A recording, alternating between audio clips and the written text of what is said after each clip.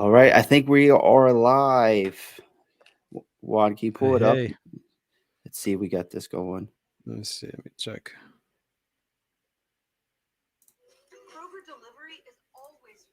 Does a chat pull up here on StreamYard as well? Yeah, you'll see the chat to the right. Okay.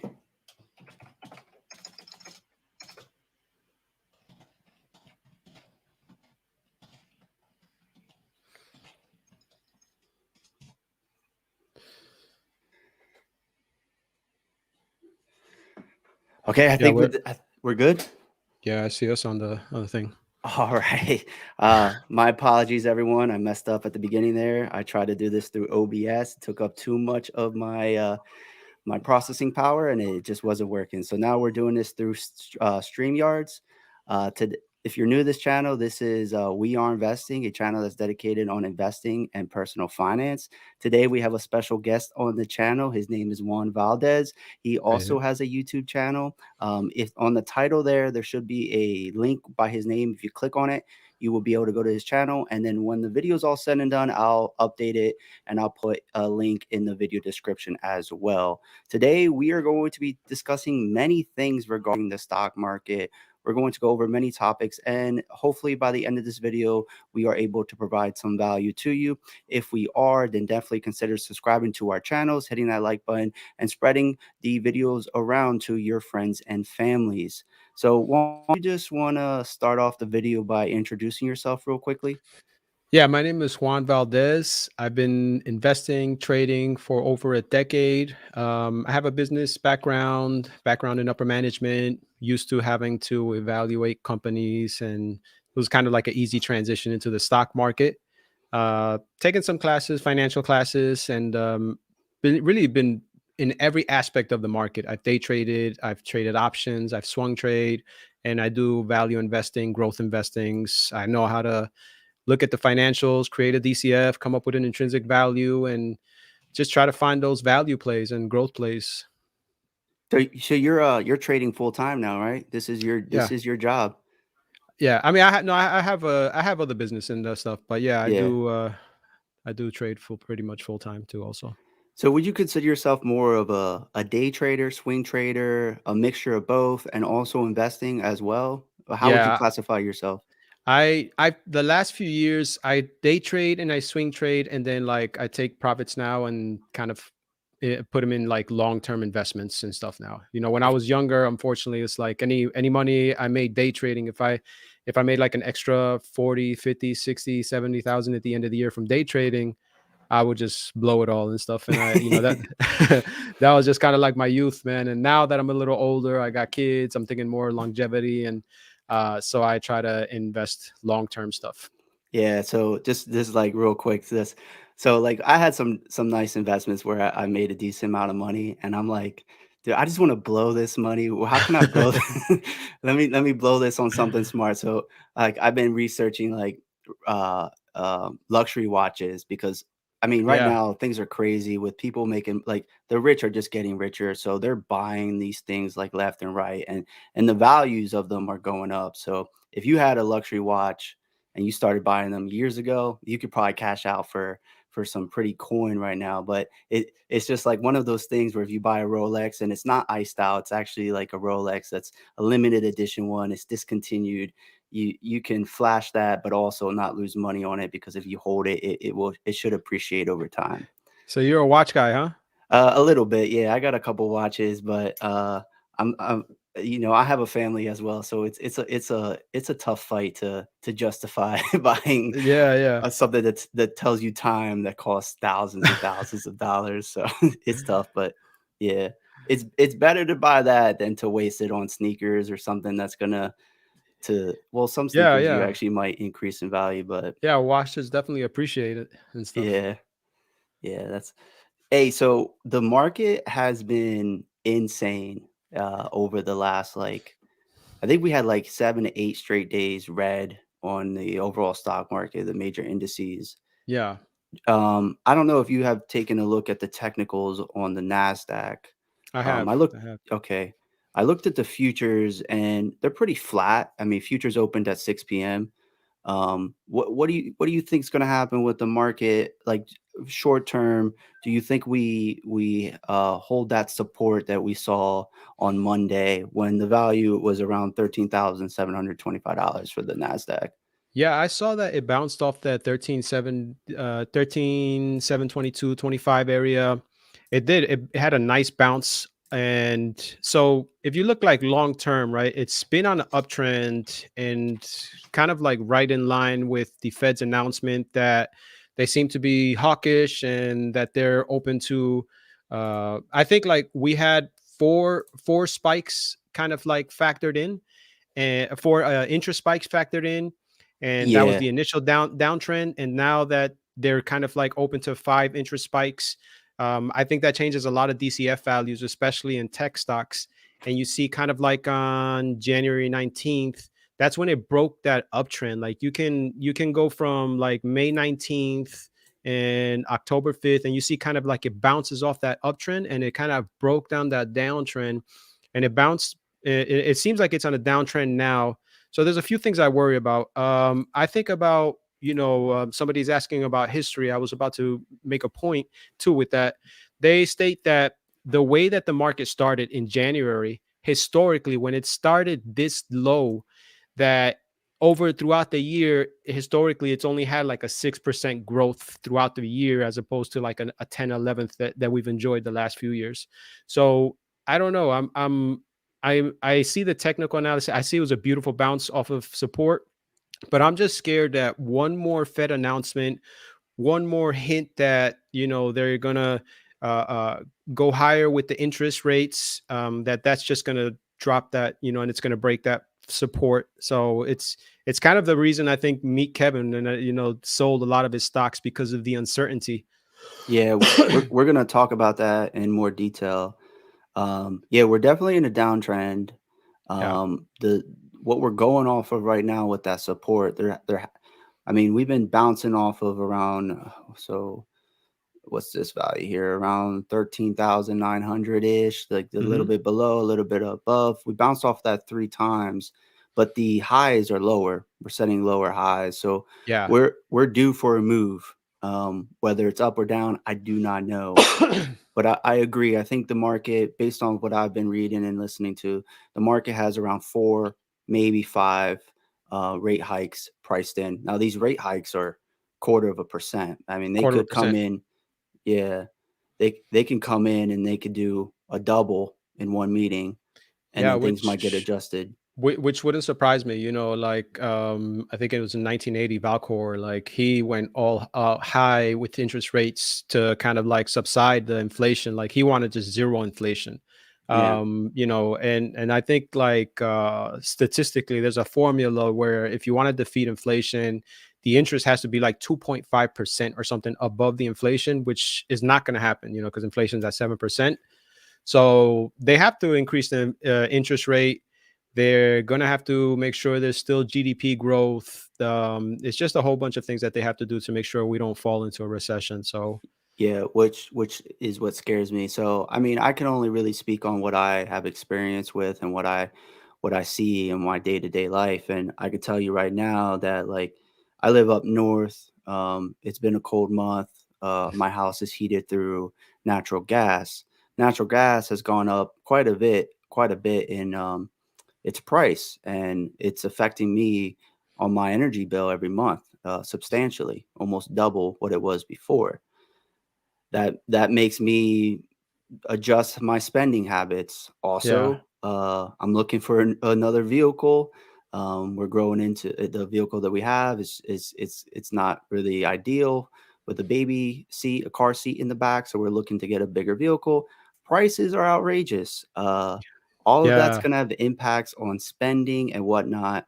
And I think prices have gotten to a point where people are going to they're gonna say, "Whoa," adjust their spending, and that might help inflation come down. So maybe the Fed doesn't have to increase so much. Yeah.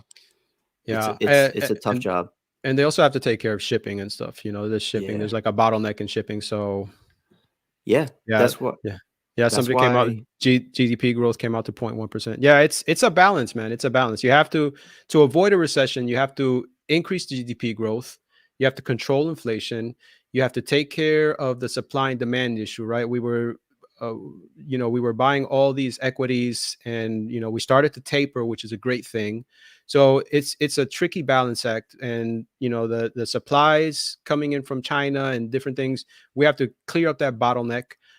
So I when I heard Powell in his last thing, I really didn't feel much more confidence after that. I felt like they had some plans that they want to do this and then wait and see, do this and then wait and see. We have to be nimble, but it wasn't like Mhm. a clear plan, like a clear, confident plan. So there's a lot of uncertainty. For sure, there's Yeah. a lot of uncertainty. Yeah, that's for sure, and I mean, that's kinda his track history there. He doesn't wanna lay out he's gonna say it's always a wait and see. That when after they raise the first time, you're not gonna hear from him, "Oh, we're gonna raise another 3 times." It's always a, "We'll wait and see" approach. Yeah, There's a lot yeah, of uncertainty, and there's a lot of uncertainty in I mean, the Federal Reserve's uncertain what they're gonna do.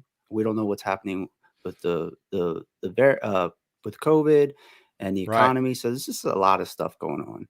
It is. It Uh, is. and uncertainty definitely is something the markets do not like. No, no, not at all. No, that's for sure.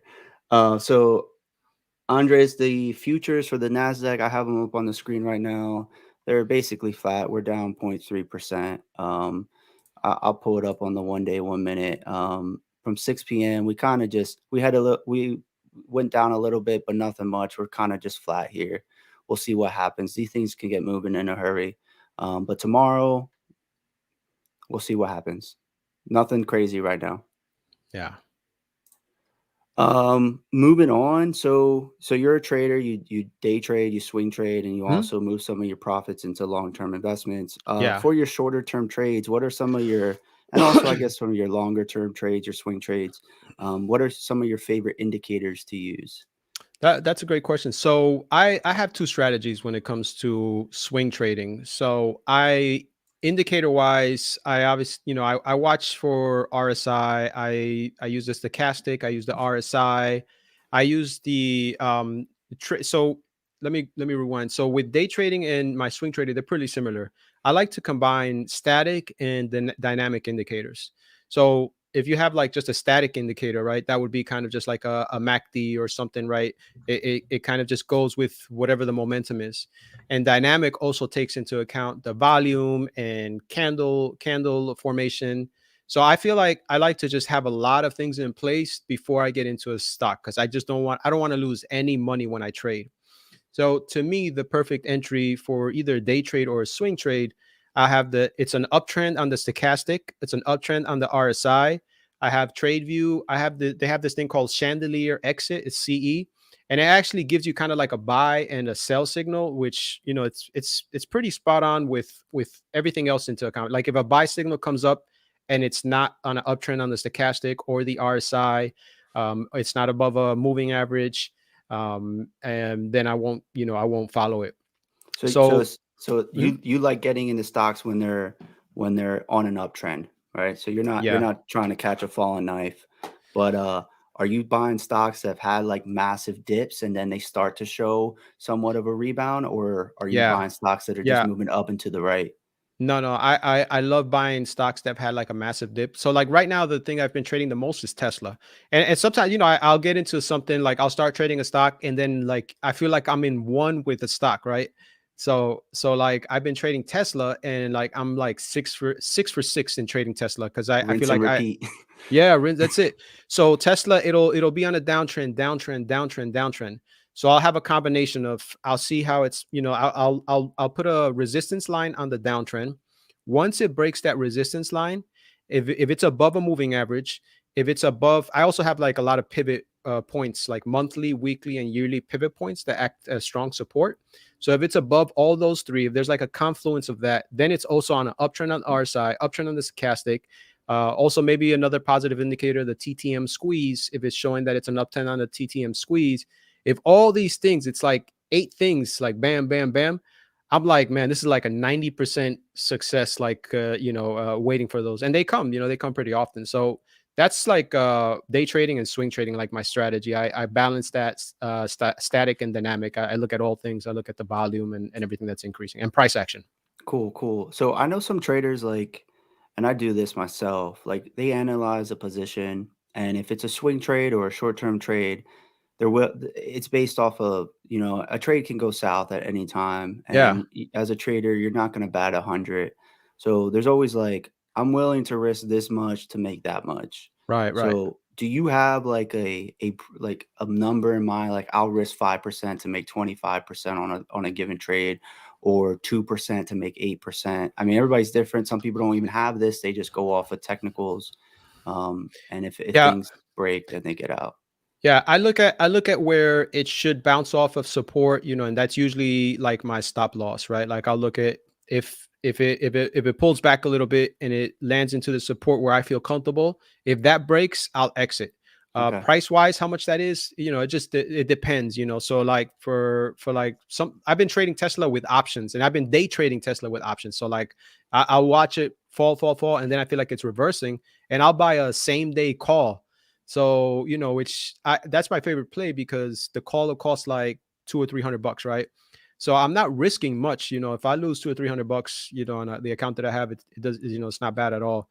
But if I, if it goes the way I feel like it's going to go, and then if all those factors are positive, like I mentioned, I feel like it's like an 80 or a percent above success that it's going to uptrend a little bit, at least $5-10, Mhm. and you're talking about making, 300, 400, 500 bucks on a simple trade in a few minutes. Yeah. So that's kind of what I've been doing lately if I do day trade. Yeah, that's cool, that's cool. I do not day trade options. I love options, but I'm more of I like theta, a little bit more, so I like selling options, I like writing options, and I like using options as a hedge against my long-term position. Yeah. But yeah, I know a lot of people that like using options for shorter term trades, because there's a it's a it it's a easy way to leverage your money, but it's also Yeah. extremely risky. It's not something I would recommend to somebody that's new to trading. No, no, absolutely. But you made a great point. I love selling options also. So like if there's somebody brought up PayPal, for example, I like PayPal. I think it's a good company. I think it's fallen so much. And like let's say you have a price that you'd like to buy PayPal at. Let's what's it trading at right now? So PayPal, I pull it up. It's down to 160, right? Yeah, it's at 163. The ask in the after hours is 163.80. So say 165. So I haven't done like I have to do like a DCF to see what the value is of it. But just looking like if it falls, if 152 doesn't hold as a company, fundamentally, I like the company. I think they're going to be around. I think there's a place for it. I think during the peak of it when it was at 310, it was way overvalued. But I think if it can fall back, for example, I like it in maybe 125 area. Now, let's say I did a DCF and it confirms based off their free cash flow, based off of their revenue, based off their debt, that that's a good value, right? 125. I would sell a put at 125, right? Now, let's say it goes up and it's in a spike, then I keep whatever the fee was for the put. I keep that as a profit. And let's say it does fall to 125 and I get exercised, then I get at the price that I wanted anyways. To me, that's one of my Yes. favorite strategies, like, especially for a stock that I like long term. Yeah, I agree 100%. I use that strategy as well. That's called a cash secured put. I Yes, think sir. if you have a price in mind where you're certain, like, hey, if I buy this thing at this price and I hold it long term, I really do believe I'm going to make money on it, then yeah, you can sell those cash secured puts. If it never happens, you're still making some money. If it does happen, then even better. So yeah, that's a good strategy. I do like that. I use that myself personally. Absolutely. Um, so we got some more questions. So Jose is asking you what your thoughts are about energy, the sector, I guess for 2022. Are you bullish on energy or not? So oil and gas or clean energy as well. I think I'm leaning more towards clean energy plays. I don't have no particular plays in place. Really, I don't know. I haven't really focused much on energy. I think my favorite play would be more like Tesla, which I guess indirectly with their solar energy and stuff is kind of like an energy play, I guess. But I don't have nothing particular for 2022 in energy. Yeah, I'll give my opinion on energy. So, I think energy right now, energy's been a play that I've been talking about for a little bit, and I actually ended up selling a little too early on this because it keeps on going up. But oil and gas is so I'm showing the Brent futures right now. So ticker symbol /BZ. This is Brent crude oil. We're at around $90, and people are saying that we can get to $100 a barrel. I think we're getting towards that upper end right now. We are going to see somewhat of a pullback. So Yeah. I wouldn't be getting into it right now, but the way that this sector is set up with a lack of investment, but still a huge demand and need for oil and gas products, and also the pivot that these companies have done because of the pandemic. And also, a lot of these stocks have a nice dividend yield. So, in a market where we could only see 8% returns and you're collecting 6% off a dividend yield on ExxonMobil, these are very attractive positions that you could potentially get into. I just worry that right now we're getting towards that upper end of the trading range and we could fall back down, and that would be an entry point. So, I wouldn't be pouring into this sector right now, but it's something that I'm definitely watching for another play. Oh, Um, so we mentioned earlier in this video, meet Kevin selling his $20 million portfolio, I know, I know. and it just came out of nowhere, right? So meet Kevin's was on margin, all in on the market, and then he went from being all in plus margin to being all out.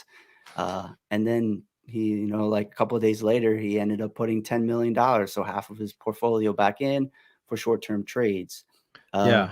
You seen this? What are your thoughts? I seen it. Honestly, my initial thought, I thought that, he got called out on this like leverage. I thought like it's because he has 40% of his portfolio was in Tesla, Yeah, and the majority of it was in tech stocks. yeah. So, he took a big hit. He had to take a big hit.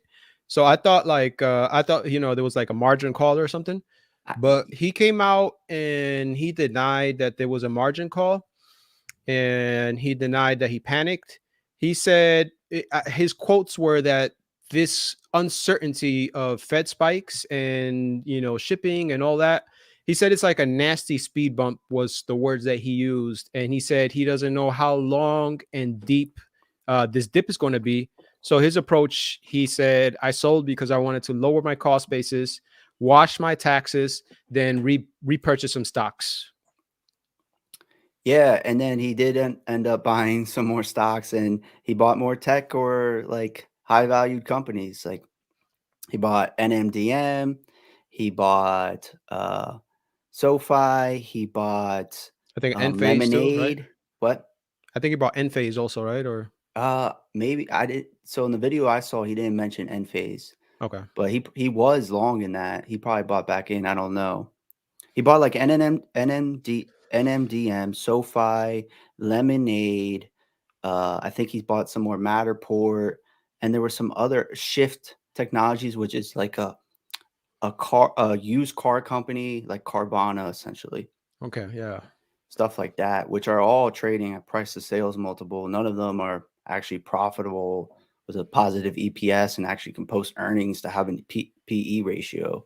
yeah. So those trades were a little bit like questionable, but I mean everybody is free to do what they want. So we'll see if it works out. I was just a little As confused just to sell all of it and then buy $10 million back like a day later. Yeah, it's a lot of pressure. You're out there, you're the forefront. You don't, a lot of people are following you, but you also have that confidence. Like you have that confidence. And I don't know. This is an assumption. So I always looked at like a lot of these day traders, like they have like the warrior tradings and the deck. These guys that, they have thousands and thousands of people following, and they collect like hundreds of thousands of dollars in fees, like for people following their trades. So they have like a different level of confidence. It's not like just a regular trader trading with $5,000-$10,000 where they get into a position and they put up 100% of their portfolio. Like, so he's like on YouTube, he's selling these products, and he came out on the Coffeezilla, I think, or something, and he said that he makes anywhere from 1 million sometimes to 3 million sometimes a month just on YouTube ads, YouTube sponsors, and all that. So with that kind of money, making 10 to 30 million a year, you can get in to these riskier stocks and really not have that fear that someone else may have. Yeah. So there's a lot of false confidence sometimes, I think. Yeah, and that's the danger thing. That's a dangerous thing is because people follow and they're not in Yeah. the same situation. Yes, and also some of these stocks, like at least from what I've seen on YouTube, like you got to cover some of these stocks to get views and get subscribers, but a lot of these stocks that are searched by everybody and and rank high on the optimization and the algorithms, they're not the best stocks to be buying. It's usually when everybody's looking at something, it's usually too late, or Right. And it's that podcast that they have, him, Jeremy, those four guys, yeah, they were all bullish on Shiba Inu. yeah, It was like was that for the views, or did they honestly in their heart believe that? I mean, that's like a 50. You don't want to make the assumptions, but I read the Shiba Inu white papers, and to me, it was just clear as night. I was just like, bro, this is not yeah, an dude. this is They're not an investment, man. This is a pyramid scheme. There's no utility for it, right? You're buying it hoping that somebody buys it for more. There's no utility. I mean, regardless of yeah. what anybody says about Shiba Inu. So, like that kind of threw me off. Like when I saw them promoting that, I was like, that's Yeah, and then but like you see it, there's a couple. I don't want to name names. I'm not going to, but there's a couple channels out there that talk about Shinu Inu all the time, getting thousands and thousands of views. They can care less what happens with their $10,000, $20,000 investment in Shiba Inu if they're making more than that just off of YouTube. So absolutely, yeah, you know, absolutely, so there's stocks like that. You got to be careful. I mean, if you want to see which ones they are, you can try to like go on Google Trends and be like, well, maybe this is too popular, or you can look at like a vidIQ or a TubeBuddy to see how the stocks rank, and then right. maybe as an investor, you try to stay away from some of those, or you limit the amount of those that you have in your portfolio. Yeah, I like to like balance my long-term portfolio. I like to balance it. I don't like to get into as much as I love growth stocks. I mean, everybody loves a growth story. It's fun. I have to balance between growth stocks that I'm bullish on and value stocks, where during a correction like this, or maybe inflation-proof stocks, like where during a correction like this, my whole portfolio isn't like taking such a big hit. It's a balance. You want to hold your portfolio for 10, 20, 30 years, right? Yeah. Someone else mentioned Ken and Grace. They mentioned that. Yeah, I saw that. He's a big loss. Yeah, I mean, there, or if you don't know, I'll tell you off the camera. I'm not gonna name drop people because at the end of the day, we're all just working and stuff. Yeah, So, yeah, absolutely, absolutely. but that's part of the struggle that I have as a YouTuber is like I don't want to just talk about these hype stocks because there's opportunities out there that are way more. They're just so much better in my personal opinion.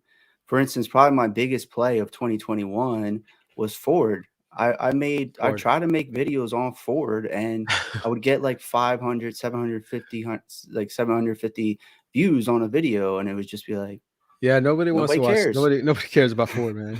No. I I was like I did I thought because I did videos on things that I think I'm gonna enjoy. So I did a video where I wanted to just introduce people how to read an income statement, how to read a balance sheet, just a basic. Yeah. That way, because right now, if someone opens up a 10K, 10Q, it may become overwhelming. So I just wanted to like demystify it. And I did like a nice video and I did like an animation.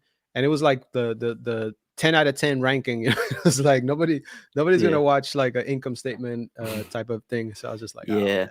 But no, that's a struggle that I have, and I think I'm gonna pivot away, and I'm gonna focus on doing streams like this, just being here for my viewers if they have any questions, and also trying to create videos that I think will do well over a long period of time. So stuff where you actually get value. If you don't know how to use like Thinkorswim, how do you buy, how do you sell stocks, how do you research, how do you do this and that, instead of talking about a particular stock. I'll still do that here and there when there's big news events that need to be talked about. But overall, I don't want to get in this habit where just like every day I'm talking about like the same stock. Yeah, It's yeah. just like it's exhausting. It's not the best time. I think people, it's not how people should be spending their time, at least not in my Yeah, opinion. it is a balancing act because that is how you get in one, I guess, with the algorithm, right? Like Yeah. there's another buddy of mine. He has a YouTube channel. His name is Amit.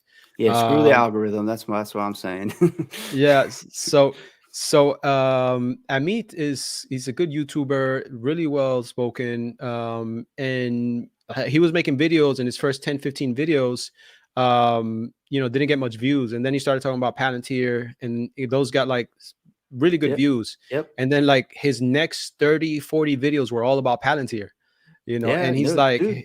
his he grew so quickly. That's yeah. So Palantir is one of those stocks. SoFi is one of those stocks. AMC at the time is kind of dying off, was one of those stocks. Um, GameStop, when that happened, was one of those stocks. Yeah. You get these stocks that just get these crowds, right? But I mean, Tom Nash channel has grown so much. He's the biggest bull on Palantir. He has more than half of his portfolio in it, and Palantir has dropped a lot. He's very negative on that position. I can only imagine, Oh yeah, for but sure. he's got so many subscribers, he's got so many views. Like YouTube's paying for all of that, you Yeah, know. yeah, So, but yeah. he provides good value, but he talks about these stocks a lot. Yeah, he does. He's bullish on Palantir. That's his number one. Number two would be Tesla for him. But Yeah, like yeah, you're right. Like YouTube pays well. Uh, yeah. So we'll move on to the next. Well, kind of, we're talking about these stocks, and I'll tell you right now, we had the meme stock mania. Uh, yeah, do you think that's going to continue? For me, it's I a no. no, no way. I think it's done. I don't think we're going to see anything like that in the foreseeable future. Number one, like I think it was a perfect storm where we had COVID shut down. We had a bunch of money coming in from the government. So the government was taking care of the stock market, just buying equities and stuff like that. So I don't think we're going to have that perfect storm. We're going to have like little spikes here and there. Going back to swing trading, like I take advantage of some of those spikes sometimes, Yeah, right? so do Where I. so I'll buy the rumor and sell the news.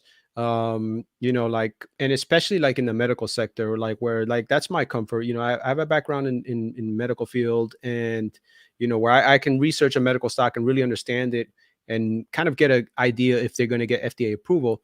And like I'll buy it early, and those are usually my biggest gains, but they can be the biggest losses also. But yeah, I don't think there's going to be anything major like that. um Yeah. So my reasoning why I don't think it's going to happen is a little bit more, it's a little different. So I don't think we're going to see the main stock mania continue for much longer because of cash. So I think the stimulus had a good, that did play into it, with people getting money and being able to use it to gamble on those stocks yeah, essentially. you're right. Sports weren't playing, but we're talking about inflation earlier in this video, and we're seeing it being hit in all fronts: car prices, energy, groceries, and all that. And that Yeah, just leaves the retail investor with less money to spend. right. Um, and they're gonna think twice about buying AMC. And also some of these meme stocks, people already got into them, they might still be holding. They don't want to put more money into it, or they took a loss. They don't want to re-enter. So I think it's a and smart money as well, with the risk off approach with the increase in rates. I don't think it's going to work for any longer. That's my Yeah, opinion. yeah, you're right. And we're not like in a super bullish market where everybody, and like last year, all the videos that coming out, everybody that made a video, like that stock will spike up. Everything was just super bullish. Nobody was wrong. Nobody was wrong. So now people are talking about our stocks, and they're wrong. I mean, not that they're wrong. They're wrong short term. A lot of stuff is dropping. So that's gonna scare away a lot of investors. Yeah, dude, I don't know about you, but like I get so pumped right now when I see stocks falling and getting at good prices. People Yes. are upset, they're sad that their portfolios dropped, but I'm like, I'm thinking way past this. I'm like, this is where Yeah, I should be buying. This is like where I should be happy. It's like I just walked into my favorite store and everything has a red tag on it and everything's discounted. Everything's on clearance, and I'm just loading up my cart to walk out with a ton of stock. That's how I look at it. So this moment, although sentiment's very bearish, views are yeah. down overall. I'm extremely happy right now buying stocks and thinking about it for the long term. What are you, what oh, somebody else, that's funny. Somebody asked about ISRG. Um so what do you, one of my most favorite stocks, talking about stocks that are at a discount. And it has to do with that sector, robotic surgery. Talking about medical field. This is obviously a risky stock. It's not like a very comfortable stock where you can, like a Coca-Cola Buffett type stock. It's obviously high risk, but it's come down so much. Ticker symbol RBOT. This is going to be, to me, one of my, I think, like my Teslas. Like for other people. There was a lot of people that invested in Tesla early. Yeah. This is, I feel really, really bullish on this company. So what they do, talking about robotic surgery. So right now, robotic surgery has been dominated by the Da Vinci, right? The Da Vinci came out in 2000, and they were like created 7 years before that. So it's a over 30-year-old machine, right? When it was created, you have to think about like manufacturers and robotics, how it was at that time. But they've upgraded since. But if you think about how it works, right? It's an arm, and then it's like a wrist, right? So when they do an incision, they go in and they have that arm inside, and the wrist has like the movement around, like, it can move around like in different, like in 6 points, I think they said. So, but let's say, there's like some an anatomical issues. They have to unport, meaning get out of that incision and going through another angle, right?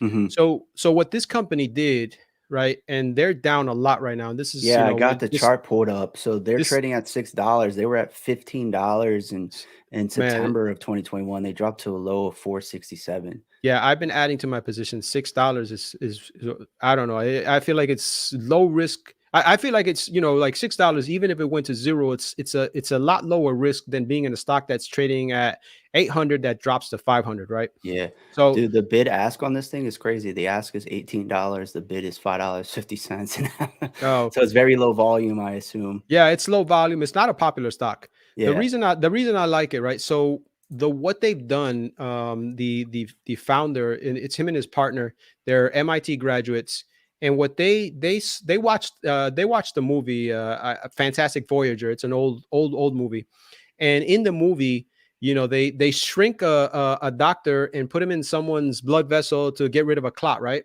Hmm. So he was inspired by that movie. He created a robot, I mean, an arm that has not only wrist movement inside the body, but also has elbow movement around the body, right? So it's like 8 degrees of motion. And essentially, the machine is small. It has those two arms and all that motion, that it's like having a robot inside your body. So now that same anatomical issue, they don't have to unport, they don't have to redo an incision, they can get around it, right? Yeah. And so that's number one. Number two, it's going to be like half the price of the Da Vinci. So there's so many hospitals that would love to have some sort of robotic surgery device, but they can't afford it. The Da Vinci is big, it's bulky, it takes a lot of training, and you really have to build an OR around the Da Vinci. This is a small portable device that can be moved from one OR to another OR. And then it also, training wise, is cut in half, right? Because they're going to put on VR cameras, and when they're inside the body, they just look around, and that's how they look around and Yeah. make their movement. As opposed to the Da Vinci, you have to like step on a pedal and do some other stuff just to get movement. So it's going to be half the price of the Da Vinci. It's going to be more portable, easier to use, more effective. And then it also has some really smart investors backed behind it, right? It's not just me talking about it. Bill Gates is invested in it. Peter Yang, founder of Yahoo's invested in it. Eric Schmidt, he was a Google CEO at one point. He's invested in it. And so there is smart money behind it. So that's some of the positive thing. Then the last positive point about this, so they're going for FDA approval in 2023, right? Yeah. because their device is so important, and this is not, FDA does not grant this to just anyone. They were granted FDA breakthrough. So FDA breakthrough is basically when you start going through the FDA process, your partner is the FDA itself. They're going to help you go through the FDA approval process. They don't grant this to just anybody. They're going to be the first robotic surgery company to be granted this. So I for all those reasons, this is to me the biggest play. I'm at $6 getting in at this point. I feel like in 2023 it should be trading triple or quadruple that, once, especially once they get FDA approval and get closer Yeah. to that. Yeah. So that the stock has dropped a lot. But what I really want to talk about is two things that you mentioned, right? You talked about smart money, who's backing it, what kind of investors are buying it. That's one thing that I do look at when I invest in stock. But more important than that, before you actually started talking about the ticker, you said that you have a history in medical devices. You understand the FDA process. So you're buying what you know. You Yes, have a yes. good understanding of it. So you're investing in things that you understand. There are so many stocks out there that, and I get asked questions on stocks all the time that I don't personally understand the business model. I don't know this field. So I feel very uncomfortable that I ultimately decide not to buy it. So, Yeah. but one of the most important things when investing is you have to understand the product and the company. If you use it, even better. But if you can at least understand it, that's huge. If you can't understand it, there are a million stocks out there. Move on, find a different one. Absolutely, because this is not obviously a value play, Yeah, right? I like 4 months ago I did a DCF on Intel, and Intel is not the most exciting company compared to AMD, Nvidia, and all that, but I felt like it was undervalued. And they have a history of positive revenue. They've control of their debt. Their new management that they have is great. I forgot her name, but I feel like she's going to come in and help and do so well. So that was a pure value play because you can see what they're doing. You can see their success. This yeah, that's company funny hasn't because this company hasn't sold one product yet. So it's a big yeah, risk. You know what I mean? yeah, Just to yeah. understand the difference. Yeah, I think there's a couple stocks that are like your typical value plays that a lot of people buy. Intel's one of them. I personally own Intel, but then like you also get like Alibaba and some other. Those are your like typical. Everybody agrees that they're undervalued, but yet the stock Yes. doesn't really move. And that's the danger with value stocks. Like you have to, in my opinion, at least, when you get into a value company, you have to see a reason or a path where they can change the story and start growing again a little bit. Yeah. Yeah. Uh, You're right. because value stocks are at value for a reason, they're not doing things like they should, and that's why the stock market's not rewarding them. So there's that fine line. Like even though it's undervalued, what's the thing that's going to change it? If you can identify the undervalued part and identify the path towards growth or whatever the thing needs to happen is, then it's worthwhile. And for me, Intel fits both of those. So Yeah. even though I'm down on a position, I keep on adding to it. Yeah. Yeah, so that was it. That was funny. Somebody brought up ISRG. Yeah. Yeah, ROBT is my favorite stock of this year. Uh, that's my most bullish stock. I was invested in a company that did robotic surgeries for spine, Globus Medical. They're very local to me. They're like 15, 20 minutes down the road. I ended up selling. It was more of a swing trade. Um, but there is growth there, and part of the reason is because of the pandemic and elective surgeries being put off. Right. So we could see a lot of, and that's why I think a lot of smart analysts are calling the healthcare sector one of the best sectors for 2022. Is we should see a lot of those elective surgeries come back. What was the ticker on that one? Globus Medical is GMED, I believe. Okay. Yeah. So the stock. Let me pull it up real quick. So the stock was at $84 back in September. It's trading at 63, but it's still, I think, somewhat of an uptrend. If you take a look at the weekly, it's more in the lower range. Um, this company is actually selling products. They have see, I'm not very familiar with this sector. I forget the name of their device, but it's robotic surgery for spine. Okay. Yeah, if you have some time later, you could take a look at it and let me Yeah, know what you think. yeah. RBOT is more for the abdomen, hernias and stuff like that. They're more competitive with the like Da Vinci and stuff. And Yeah. Yeah, let me know what you think about this. yeah, You I'll check it out probably for sure. understand it a little bit more than I do. All right, so that's one of your favorite plays for 2022. Do you have any others? Tesla, man. I You love Tesla, you man. still Like, yeah, I still love Tesla no matter what. Like, I just think, and I don't really talk about Tesla much because there's like 1,000 videos on Tesla. Mhm. But I do think they are a once in a lifetime generational type company. I think just like I recently did do a video on it, and I did a DCF, and into the DCF, I wasn't as bullish as everybody else, where they're expecting 20 million vehicles in whatever many years. That I think that's a little unrealistic. I don't think they're going to produce 20 million vehicles, being that in the United States alone we produce about 20 million vehicles. Yeah. But I did do like 10 to 15 million vehicles. I did do like their solar. I did do, if they were successful with the robotic automotive industry. I compared like the fees that are collected by Uber, and like gave them a small percentage share of that. And my DCF, over the next obviously decade or whenever it works out, is I feel like it should be trading at 2,000 if all those things come into play. Like right now, just with their solar, if they get to increase their vehicle sales, and if they get into autonomous robotics. I know this year they're not going to have the Cybertruck and the cheaper car model, but hopefully the year after that, they will. I think it should be trading at 2,000. So as it dips more and more, I like to increase my position. So Tesla's still one of my favorite plays. I like Tesla. I think Tesla's great. Nice, nice. So you got RBOT and Tesla. You want to give me one more top 3 and then I'll let you know what my top 3 are? Top three and the Intel too. I think Intel. I am bullish on Intel. I've been invested in Intel for a long time.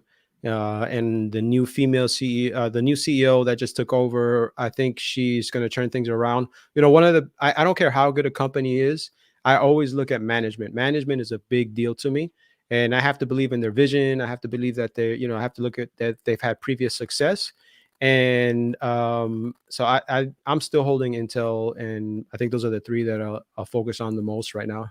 Okay. Yeah, I'm in Intel, but I don't know. I don't think 2022 is going to be a, a remarkable year for them. Maybe later down the road.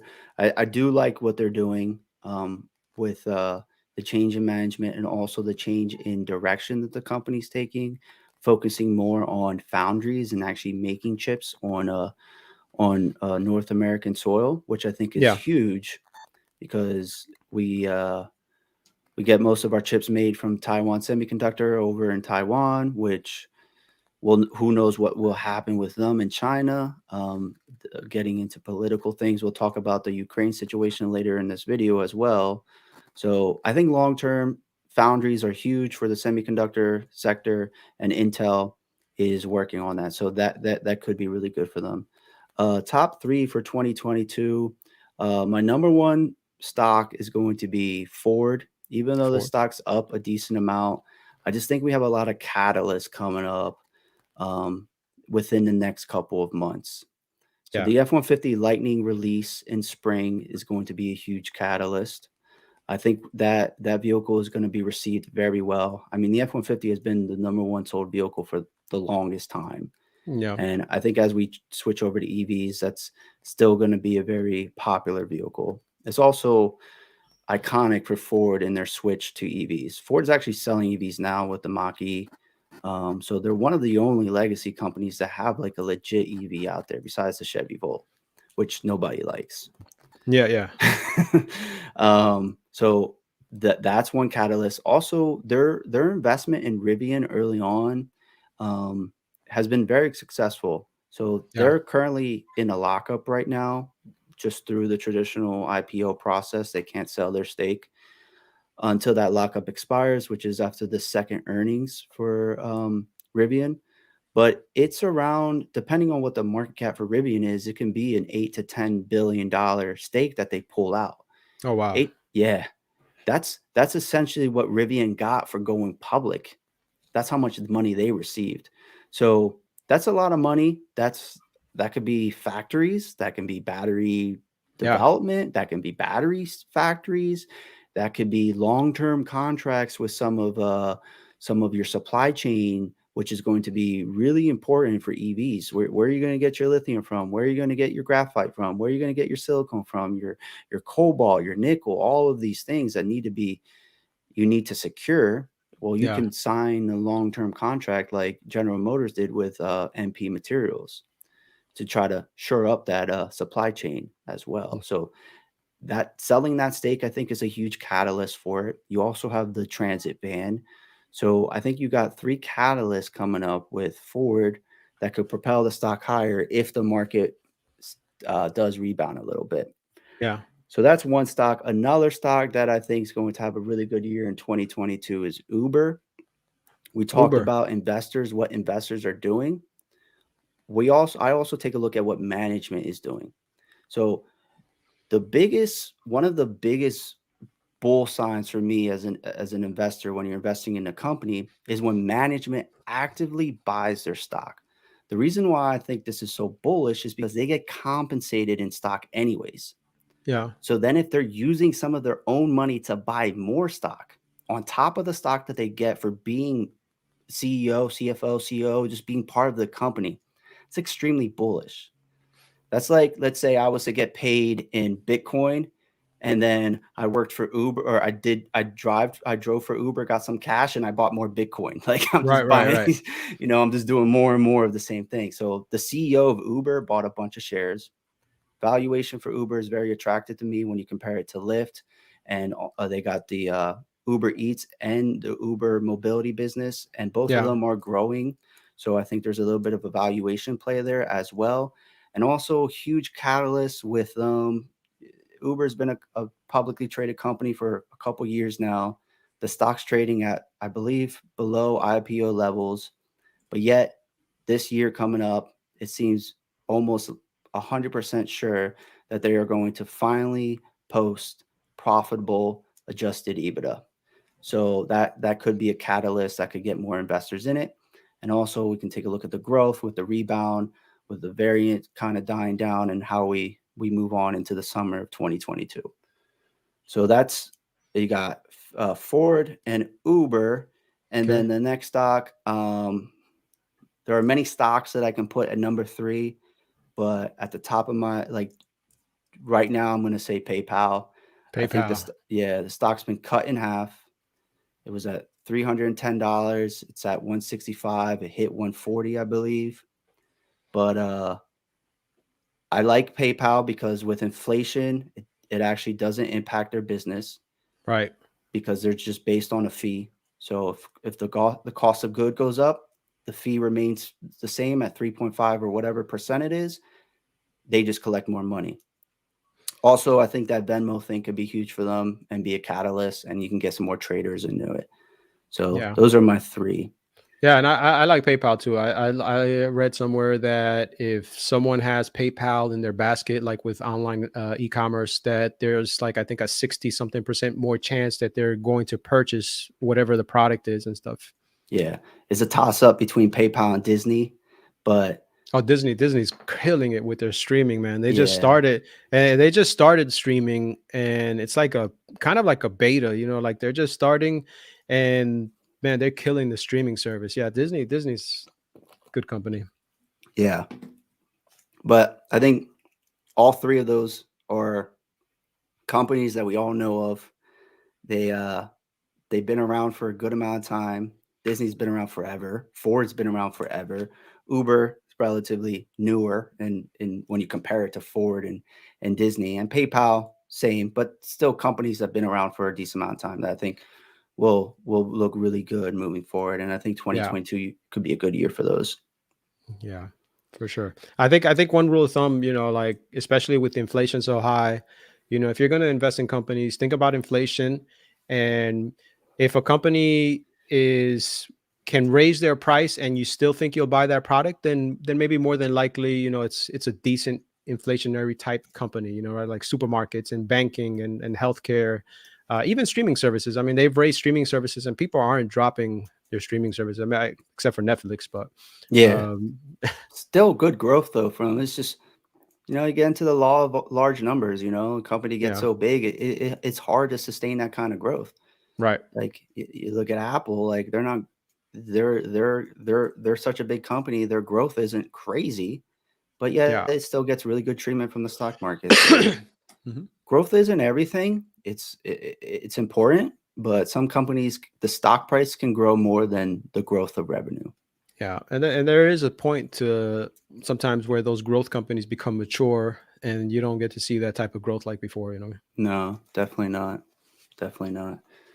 So So yeah, I've seen three questions about to keep asking about the Russian Ukrainian war stuff.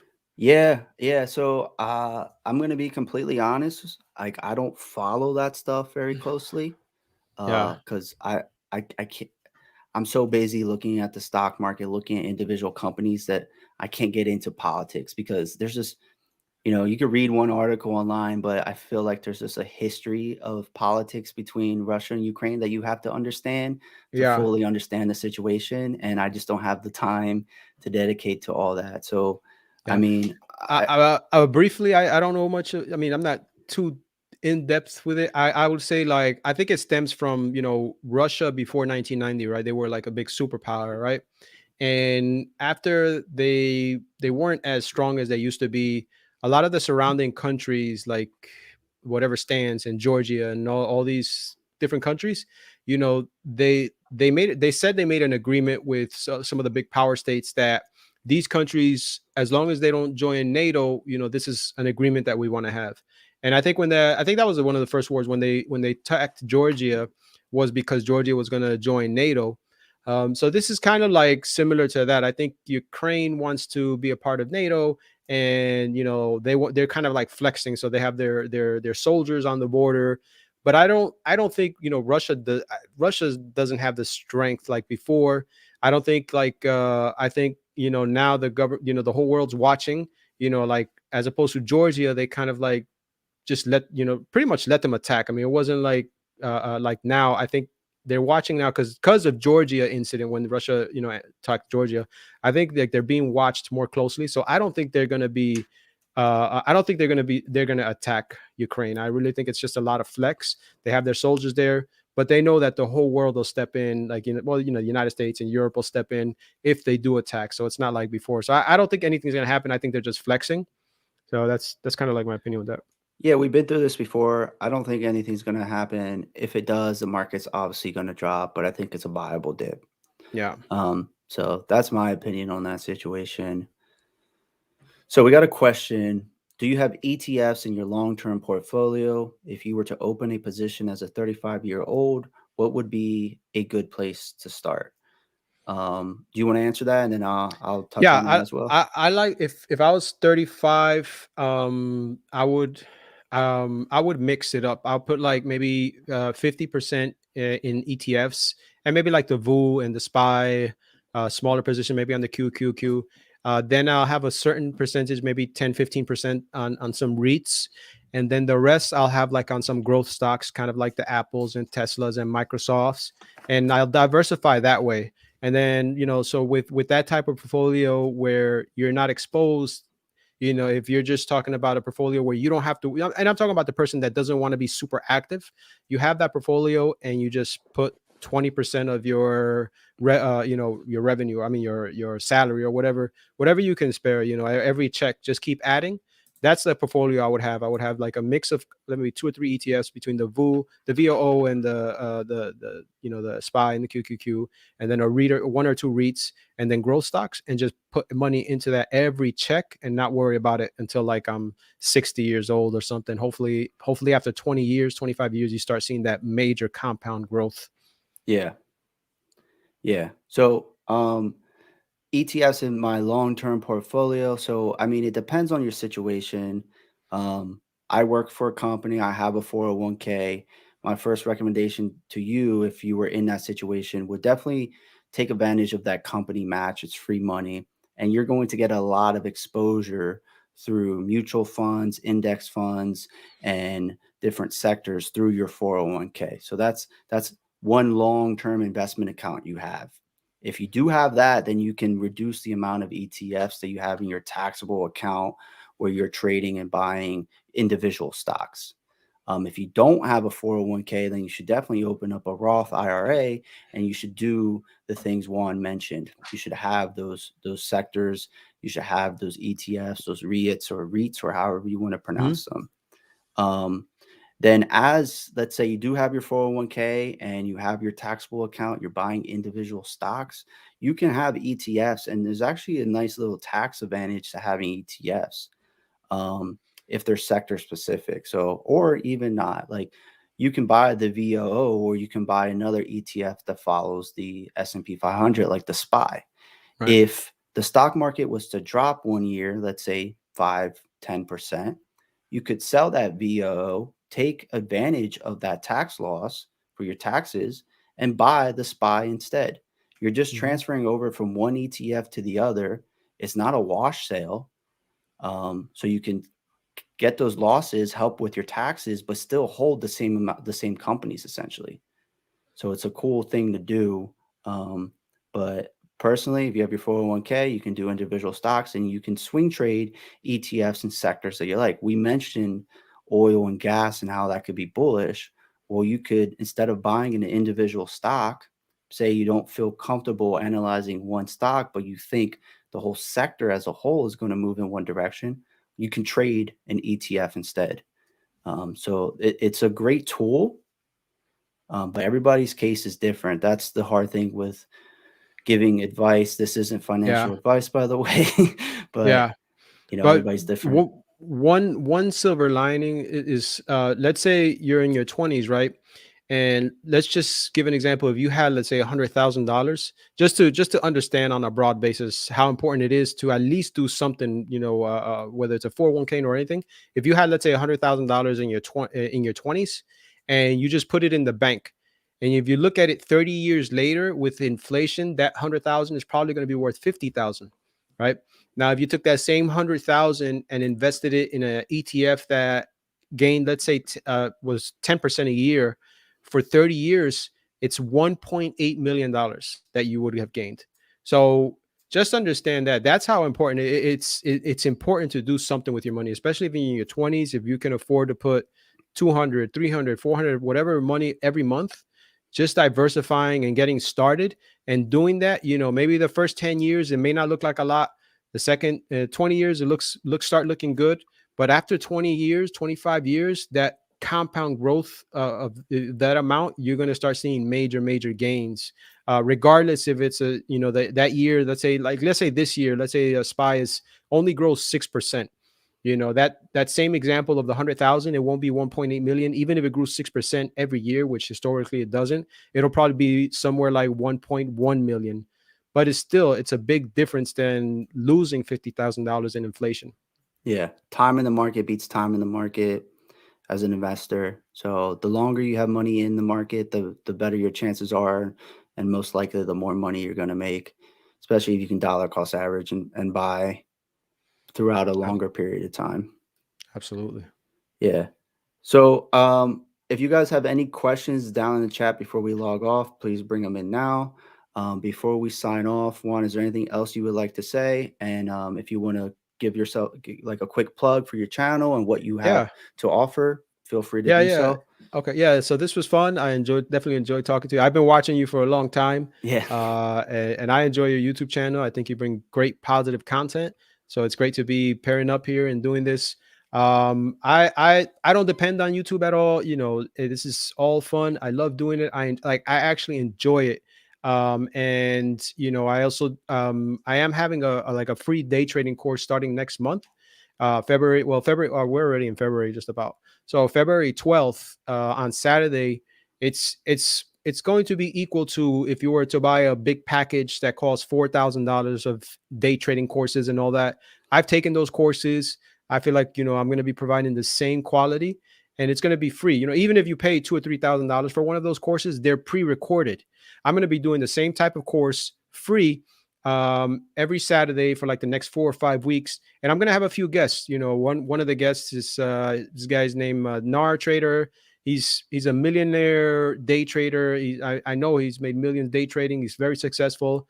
Hopefully, if we can have maybe Sean for one of the classes, not to put him on the spot here, uh, for Yeah, I'll like be maybe on. just, yeah, good, maybe like a swing trading lesson, or something like that. So just a couple different guests, and I just want to provide good quality content and be a benefit to the people. And as far as SoFi, I have like kind of a more temporary bearish case towards SoFi. So I'll let Sean speak on it more. I'm not Well, fully convinced yet with SoFi. what's your I kind of bearish like case? wait. I love to hear it. I felt like, just like, number one, like, they're not FDA backed. I mean, like I'm not, sorry, not FDA backed. They're not backed. Their money is not FDIC. FDIC secured. Number one, that was the first thing. And I haven't looked at them in a while, but when I first looked at them, that was the first issue. I felt like, I don't know. I didn't really understand what they were going to bring.